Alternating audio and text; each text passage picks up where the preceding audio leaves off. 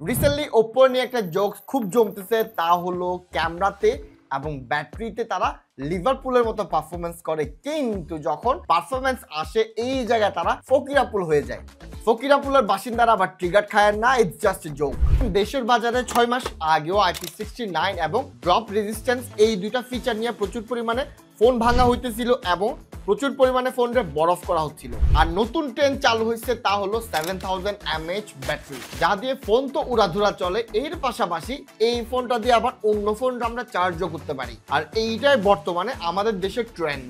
আর আমার হাতে Oppo A6 Pro, এইটাও কাইন্ডা গা ভাসিয়েছে এই ট্রেন্ডে। আর বাস্তবতা তুলে ধরবো আজকে এই ফোন সম্পর্কে। এই ফোন কি আসলেই ভালো, নাকি আসলেই নেগেটিভ, নাকি কোম্পানি বেশি বুঝে, নাকি আমরা বেশি বুঝে, নাকি অডিয়েন্স বেশি বুঝে, এইটা নিয়ে একটা আলাপ করি। দেখেন, আমার রিভিউ যারা দেখেন তারা জানেন আমি ফোনকে জাজ করি তিনটা পিলার দিয়ে, and that is battery life, then আসে পারফরমেন্স এন্ড সফটওয়্যার, দেন আসে ক্যামেরা সেকশন। আর 1 নম্বর ব্যাটারি সেকশনে এইটা নতুন ট্রেন্ড। আর এই জিনিসটা 7000 mAh এর এই ফোনটা না আপনাকে 100তে 100 ডেলিভার করবে।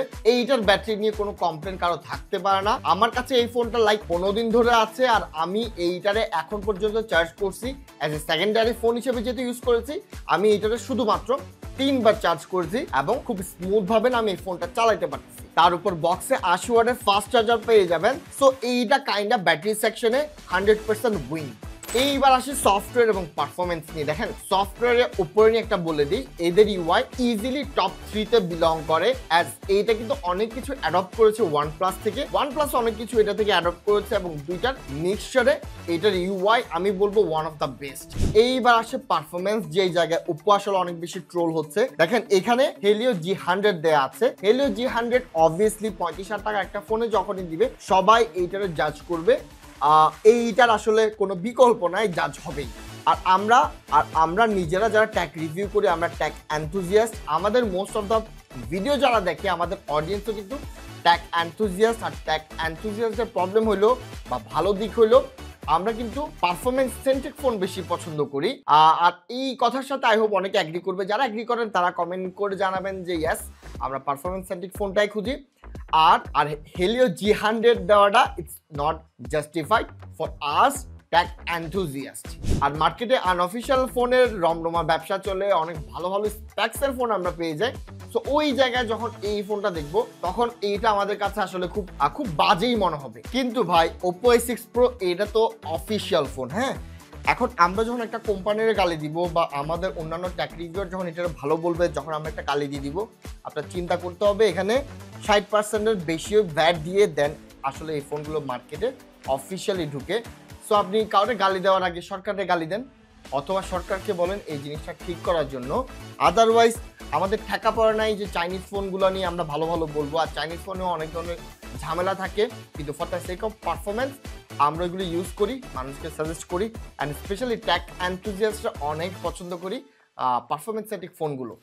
সো হ্যাঁ, Helio G100 কোনোভাবে জাস্টিফাইড না, কিন্তু আপনি যখন চিন্তা করবেন যে ভ্যাট অ্যাড হবে এবং এটা কোনোভাবে পারফরমেন্স সেন্ট্রিক ফোন হিসেবে তারা বের করে নাই, তারা দাবিও করছে না। তারা যা দাবি করছে তা হলো ক্যামেরা সেন্ট্রিক ডিভাইস। তারা তাদের ডিজাইনটাকে হাইলাইট করেছে এবং তাদের ডিজাইনটা আসলেই সুন্দর, চিন বেজেলস গুলো আসলেই কম। আর এই ফোনটা আপনার ব্যাটারি সেন্ট্রিক বলতে পারেন, আপনি ক্যামেরা সেন্ট্রিক বলতে পারেন, আপনি এটার ডিউরেবিলিটির দিক থেকে বলতে পারেন, তবে ডিজাইনটা কোনোভাবে আপনি ফেলতে পারবেন না। ইট লুকস গুড, এটা হাতে বেশ সুন্দর লাগে, বেশ ভালো লাগে। বর্তমানে দুইটা কালারে এই ফোনটা available, that is rosewood red and stellar blue.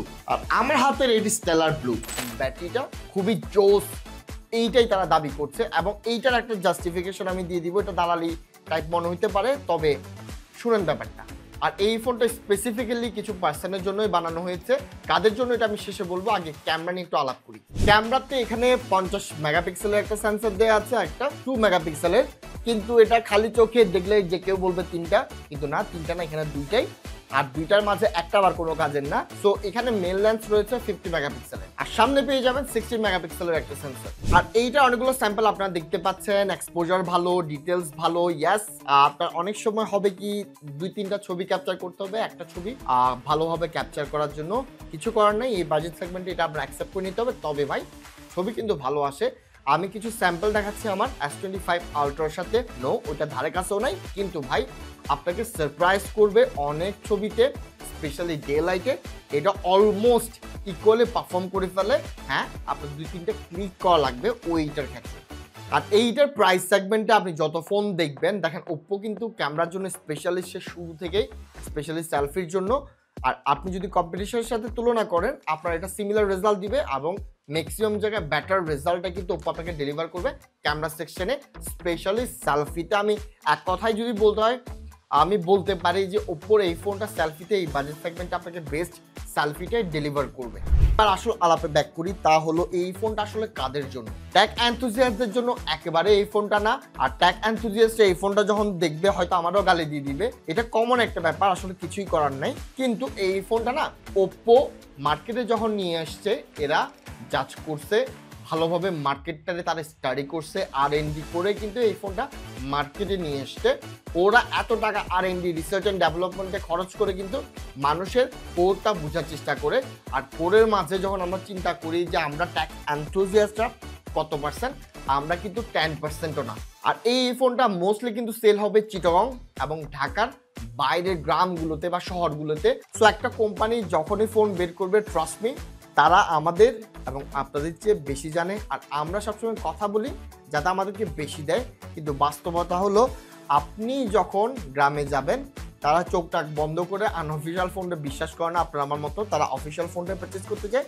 R official ফোনে তারা যখন গিয়ে খুঁজে যে ক্যামেরাটা দরকার, ব্যাটারিটা দরকার, আর এটা কিন্তু কাইন্ড অফ রিয়ালিস্টিক চিন্তা ভাবনা। আপনি চিন্তা করেন, আপনি যখন আপনার বাবা মাকে একটা ফোন কিনে দিবেন, বাবা মাকে স্পেশালি আপনি কী চাইবেন, আপনার বাচ্চা কাচ্চা হয়তো ফোন ভাঙার চান্সটা থাকবে, তখন আপনি গিয়ে বলবেন না আমার ব্যাটারিটা খুব ভালো দরকার, আরেকটা জিনিস দরকার তা হলো ডিউরেবিলিটি।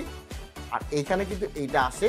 আপনি আপনার বাবা মাকে ফোন কিনে দেওয়ার জন্য চিন্তা করবেন না যে আমার গেমিংটা খুব ভালো হওয়া লাগবে, কারণ আমরা জানি আমাদের প্যারেন্টসটা গেমিং খেলে না। আমরা যখন ওয়াইফরে ফোন দিব, বউরে ফোন দিব, তখন আমরা গেমিংয়ের চিন্তাটা আমরা করি না, আমরা ক্যামেরা চিন্তা করি, ব্যাটারি লাইফটা চিন্তা করি। আর স্ট্রং হওয়াটা তো মাস্ট যদি বাচ্চা কাচ্চা বাসায় থেকে থাকে। সো এই ভিডিওতে কাইন্ড অফ দালালি টাইপের হইতে পারে, কিন্তু আমি জাস্ট বারবার আরও অনেকগুলো অফিসিয়াল ফোনের ভিডিওতে আমি বারবার বলে দিই যে আপনি কোম্পানির কিছু বলার আগে আপনার অবশ্যই মাঠে দাঁড়িয়ে বলতে হবে যে আমাদের ফোনে আমরা আর আনঅফিসিয়াল ফোন চাই না, অফিসিয়াল ফোন চাই। 10% করুক, 15% করুক, যাতে যত লেভেলের অফিসিয়াল ফোন আছে সবগুলো আমাদের হাতের নাগালে চলে আসে এবং আমরা সব ধরনের সার্ভিস 100% পাই। ওইটা আপনার দাঁড়িয়ে বলতে পারতে হবে, আমাদের কমেন্ট সেকশনে বলে, বা আমরা 10% 5% যারা আছি আমরা বলে না, আসলে কমেন্ট করে কোনো লাভ নেই। সো ভিডিও এখানে শেষ করলাম। ভিডিও ভালো লেগে থাকলে লাইক, কমেন্ট, শেয়ার, সাবস্ক্রাইব করে পাশে থাকবেন। ধন্যবাদ।